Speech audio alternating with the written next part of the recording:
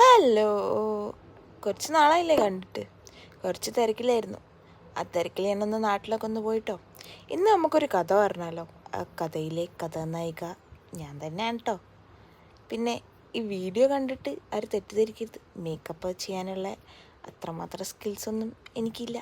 പിന്നെ ഷിഫ്റ്റിന് പോകാണല്ലോ, തട്ടിക്കൂട്ടി ഒരു skin care അത്രേ ഉള്ളൂ. അതൊക്കെ അവിടെ നിൽക്കട്ടെ, നമുക്ക് കഥയിലേക്ക് കടക്കാം. എൻ്റെ പേര് സ്നേഹ. 2023 ഞാൻ UK വരാമെന്നുള്ള തീരുമാനം എടുത്തത് തന്നെ.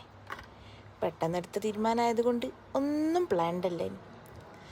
പെട്ടെന്നൊരു ഏജൻസീനെ കണ്ടുപിടിച്ച് എല്ലാം ശരിയായി UK വരാൻ വിസ എടുത്ത് ഫ്ലൈറ്റ് കയറി. UK വന്നപ്പോൾ മനസ്സിലായത് വിചാരിച്ച പോലെ ഒന്നുമല്ല അവിടെ. ആദ്യം കുറേ പ്രശ്നമൊക്കെ ഉണ്ടായിരുന്നു. പാർട്ട് ടൈം ഒന്നും ശരിയാവാതെ ഡെയിലി ക്ലാസ് പോവുക, തിരിച്ച് വരിക, ഫിനാൻഷ്യൽ പ്രോബ്ലംസ്, അങ്ങനത്തെ കുറച്ച് പ്രശ്നങ്ങളൊക്കെ ഉണ്ടായിരുന്നു. പിന്നെ ഒരു ജോലി ശരിയായപ്പം ഇപ്പം പ്രശ്നമൊന്നുമില്ല കേട്ടോ.